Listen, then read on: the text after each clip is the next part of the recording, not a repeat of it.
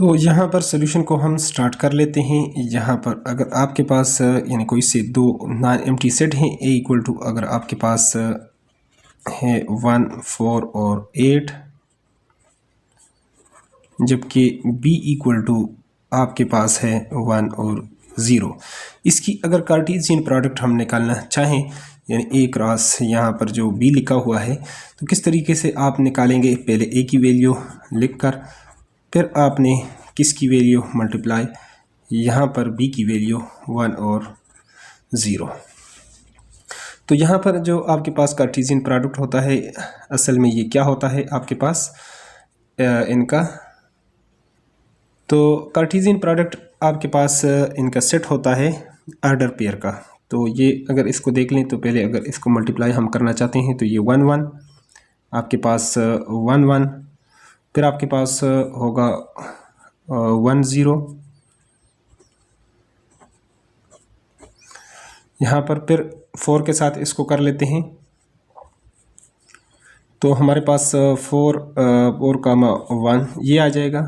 फिर उसके बाद 4 0, उसके बाद 8 के साथ 8 1 और 8 और 0।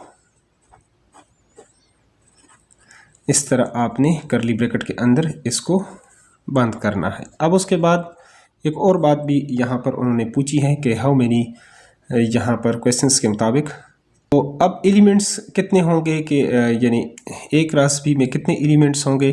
तो यहाँ पर इसके अंदर एलिमेंट्स किस हिसाब से आपको देखें, ये 1 2 3 4 5 6 आपके पास यहाँ पर इसके लिए ये है कि 1 2 3 आपके पास यहाँ पर 3 है और यहाँ पर कितने हैं वैल्यूज़ 1 और 2, तो 3 2 आर 6। तो एलिमेंट्स हमारे पास देयर आर यानी 6 element in A cross B. यहाँ पर नीचे आप लिखना चाहें तो लिख सकते हैं 6 element in A cross B, इस तरह आप कर सकते हैं। या देयर आर हमारे पास the total number of elements in A cross B is equal to 6, उस तरह भी आप लिखना चाहें तो लिख सकते हैं। दूसरे को निकाल लेते हैं। दूसरा है हमारे पास बी क्रॉस ए, यहाँ पर तो बी की वैल्यू हम पहले लिखेंगे इसमें 1, चूँकि तरतीब का आपने लाजमी इसमें से ख्याल करना है।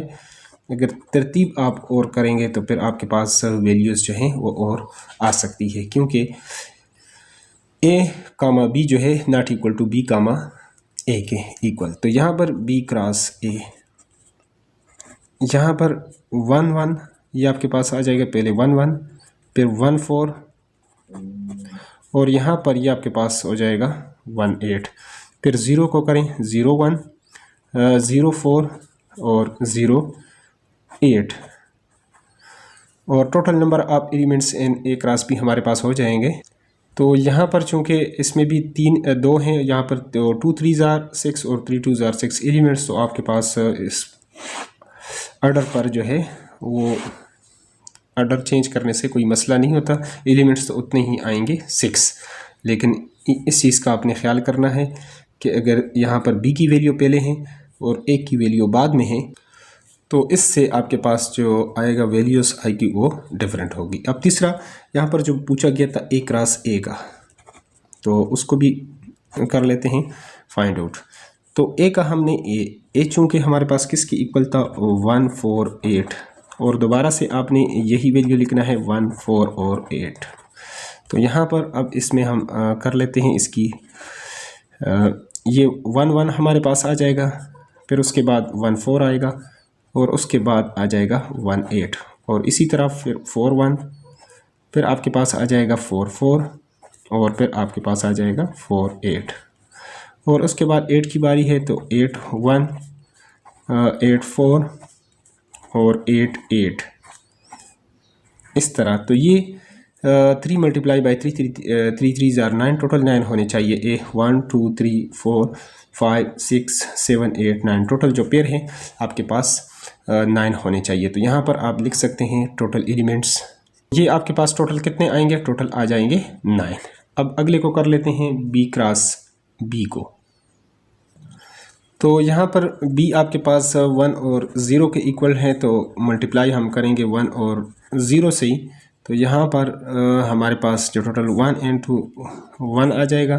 फिर आपके पास 1 और 0, और फिर इस तरह 0 और 1 दूसरे इसके साथ आप करेंगे, 0 और 1 और 0 0 आ जाएगा। तो टोटल नंबर यहाँ पर 2 है, और यहाँ पर भी ये 1 और 2, 1 और 2, 2 2 are 4। तो टोटल एलिमेंट्स हमारे पास आ जाएंगे 4।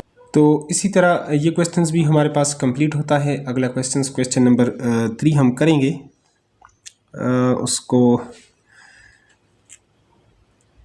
अगले जो है वीडियो में हम कर लेते हैं। तो अगर चैनल पर नहीं तो चैनल को लाजमी सब्सक्राइब करें। Thanks for watching.